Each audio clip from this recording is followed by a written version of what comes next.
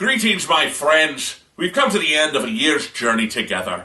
We've seen countless examples of mutilation, dismemberment, kissing, and other forms of violence. Armies have risen and fallen. Dynasties have risen and fallen. And my ratings have... Well, I've been pleased to take this journey with you. I am Lord Stark, and this is Stark Raving!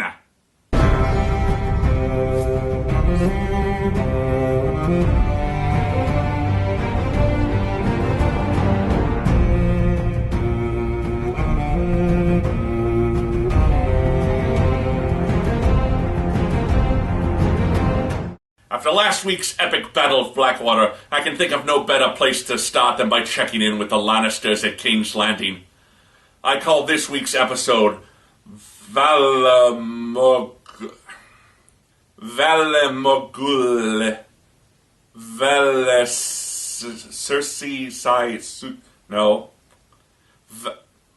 I call this episode the season finale. Tyrion awakes to find he's been deposed of power, replaced as the Hand by his father, and that his sister was behind the assassination attempt. Varys bids him farewell for now, letting him know that the commoners at least are aware he saved the city from Stannis. Upset at his scarring, he tries to push Shae away, but she sees right through him and counters that they should leave the city and live happily ever after. But Tyrion won't budge. He's too good at playing politics to be happy doing anything else.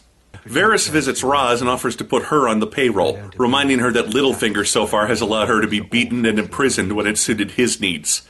She's interested, to say the least. Meanwhile, Tywin Lannister's horse takes a dump on the royal court. Metaphor! Tywin is reappointed Hand of the King by Joffrey. He then awards Harrenhal and its lands to Baelish for uniting the Lannisters and Tyrells.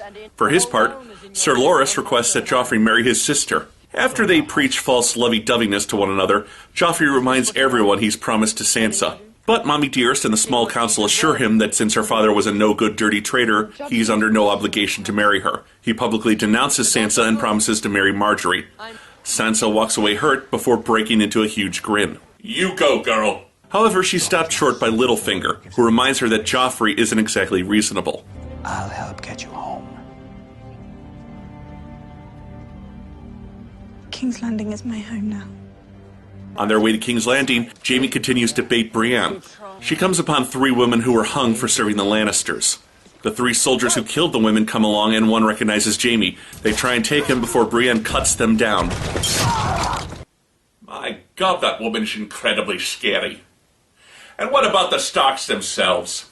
Catelyn advises Robb not to marry Talisa and betray Lord Frey. She and his father didn't love each other at first, but built their love. However, he's still not forgiven her for setting Jaime free and won't heed her advice. Later on a beach, Robb and Talisa marry. Back at his base, Stannis is furious that he lost the battle for King's Landing.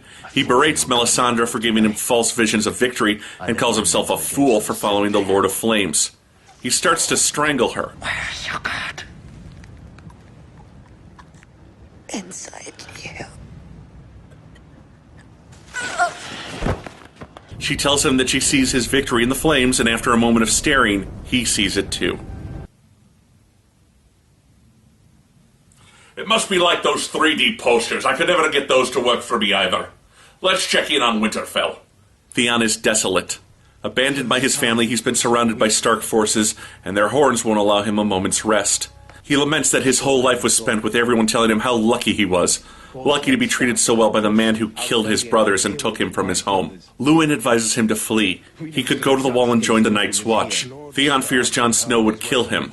Later, resigned to his fate, he gives a rousing speech, planning to lead his men in a suicide run against the Stark forces. Thought he'd never shut up. It was a good speech. Didn't want to interrupt. Luwin questions what's going on and is stabbed for his troubles. Asha, Hodor, Rickon, and Bran emerge from hiding to find Winterfell burned to the ground. No sign of Theon's men or the Stark forces sent to recover the city. They find the dying Luwin, who advises them to head to the Wall so Jon Snow can protect them until Robb returns. He asks Asha to watch over them and to put him out of his agony. And so, my friends, we bid a fond farewell to Maester Luwin, a character who only ever served 2 purposes in these stories. 1, to offer advice to young people in their time of need, and 2, to then advise said young people to head north to the Wall and join the Night's Watch. Over 50 members of our Brotherhood were sent here by Maester Lewin. What do we need? Dany and Jorah enter the House of the Undying and find a tower with no doors. Jorah loses sight of Dany, who finds herself in the temple. She goes looking for her dragons, drawn by their call. Following their cries, she enters the throne room of King's Landing, covered in snow, but before she takes the throne, she hears her dragons and follows their call. She then enters another door and exits from the gate of the Night's Watch to find a tent. Inside is Khal Drogo and their son. Both wonder if this is the afterlife, and though she wants to stay with him, she's again drawn away by the call of her dragons. She finds them chained to a stone. When your dragons were born, our magic was born again. It is strongest in their presence, and they are strongest in yours. But one word from her and her dragon burns the warlock, freeing them. She and the Dothraki then raid Xaro's home, discovering her missing handmaiden who helped Xaro kidnap the dragons.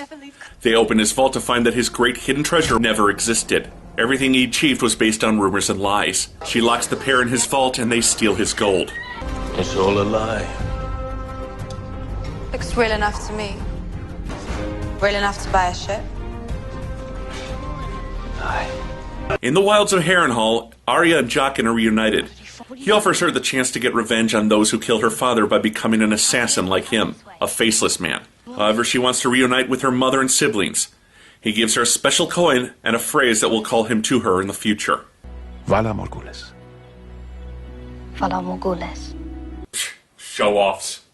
Jaqen then literally changes his face in front of her. In the Northern Wastes, Corran picks a fight with Jon to oppress the wildlings, leading to his death. Convinced he's no longer with the Night's Watch, they untie him and prepare to take him into the valley to meet King Mance. In the Wastes, Sam and the others are gathering fuel when the horn blows 3 times, the signal for White Walkers. As a blizzard descends, Sam gets left behind and hides as an army of the dead are led by the White Walkers.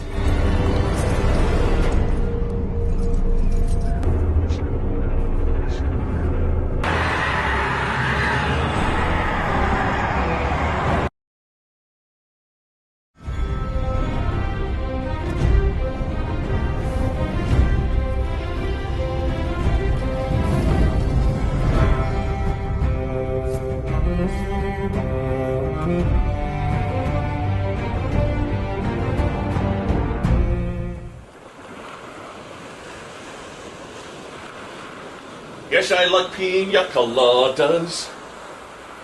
I like walks in the rain. Welcome back, my friends! Welcome to the southern shores of Essos. I know what you're thinking, and no, I was not scared shitless by the idea of an army of White Walkers marching on the wall. I'm ruling that one right out. It didn't happen that way.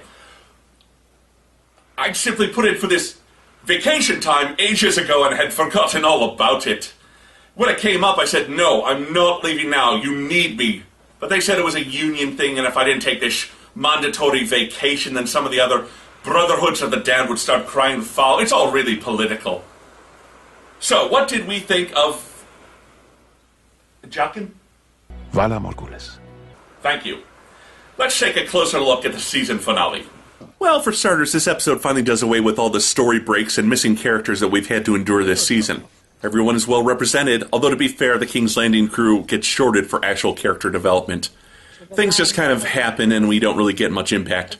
Cersei, Sansa, Joffrey, Marjorie, and Loras all get brushed off, but given that last episode focused entirely on this cast, I can see why that happened.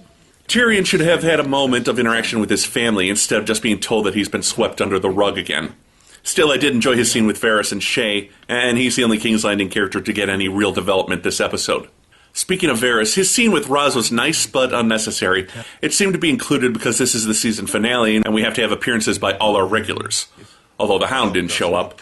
It will be interesting to see how Raz might work against Littlefinger, but again, this could have been held until the beginning of next season. Arya's scene was also very promising for next season. And Maisie Williams should be commended. She's shown a lot of independence this year, but her surprising plea to Jaqen for him to stay with her reminds us that at her core, she's as overwhelmed and frightened as any young person would be in these situations. Jon's scene was another one I enjoyed, from his teasing of Ygritte to the quick change in tone as Corran sacrifices himself to give Jon the chance to aid the Night's Watch was good, but a bit rushed for time. I'd rather those two scenes play out separately. And I actually started to root for Theon a bit. He's still a monkey boy, but damn, that was a good speech. Still, for my sake, no more love scenes for Alfie Allen next year. I don't want to see him naked anymore. That last scene was plenty intense with the Walking Dead and the return of the White Walkers. I'm very interested to see what part the White Walkers will play, but I think I would have preferred them to be a bit more inhuman. As it is, they kind of remind me of Sasquatch from Darkstalkers. My favorite part of this episode was Dany's tale. The pacing felt just right all the way around, never rushed or too slow. Her character shines through as she's offered her heart's desire, but resists in order to save her scaly little children. The revenge on Xaro and maturation of her character were well thought out and left me wanting more. Overall, this season wasn't as focused or well-driven as last year. The main reason is that with Ned Stark's death, we lost our main character and lead hero. Thus, we lost our main story and traded it in for several stories of equal importance. Although I have heard from many that the source material is the weakest of the series. Although don't tell Lord Stark he's living in a fictional world, okay? What? No, really, what? Also, as I've said before, my biggest complaint this season has been the lack of screen time for characters we needed to see. Either they were being talked about or we just expected them to show up and they didn't. It was very noticeable this season and left gaps in the show's logic and performance quality. On the bright side, the acting was still stellar, highlighted by the wonderful Peter Dinklage, who continues to imbue Tyrion with biting humor and real honest emotion. Also, another standout this year was Liam Cunningham as Davos, who brought much-needed cynicism and reality to Stannis' campaign. The rest of the acting was usually very good, with a few sour notes here and there. I have to shine a spotlight on Lena Headey, who alternated between some great acting and some terrible acting. But in fairness, the character suffered from some really bipolar writing this season. Sometimes a bitch with a surprising soft side. Sometimes the icy manipulator we remember from last year. Sometimes a furious monster, and others a gloating witch. It seems like every writer had their own take on Cersei, and it should have been more consistent. Also, Stephen Delaney's Stannis Baratheon was a fail. We never feel very threatened by him, as we don't get a good look at his army until the last episode, and even all the bad things done in his name were done by Melisandre. Stannis was another victim of bad writing. He just never came off as a real threat to me. Still, there's always next season, and with the introduction of the White Walkers' army, along with smoke demons, shapeshifters, and baby dragons, Westeros continues to get more magical and dangerous as time goes on. So although I would have liked a little more recapping with the Lannisters, and the use of characters has been very uneven overall this season, it was still a pretty good finale, giving equal time to all the stories going on. I give... Vala Morghulis.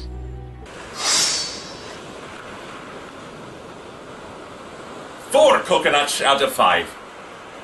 I forgot to pack the Sean beans, I'm sorry. This week's question is from Fremen of Cole. He asks, since the White Walkers can be killed with fire, why don't they use wildfire on the wall? Now you may remember that wildfire spreads out over a vast area and burns quickly and hotly. And the wall is essentially made of snow and ice. Wall of snow plus hot, uncontrollable fire equals huge entrance into Westeros where the wall used to be. And so, my friends, I must bid you farewell for now, as I've got a clothing-optional luau to get to. But I'll see you next year when the ravens flow with even more gossip to share about the comings and goings of Westeros. Until then, I am Lord Stark, and this is Stark Raving!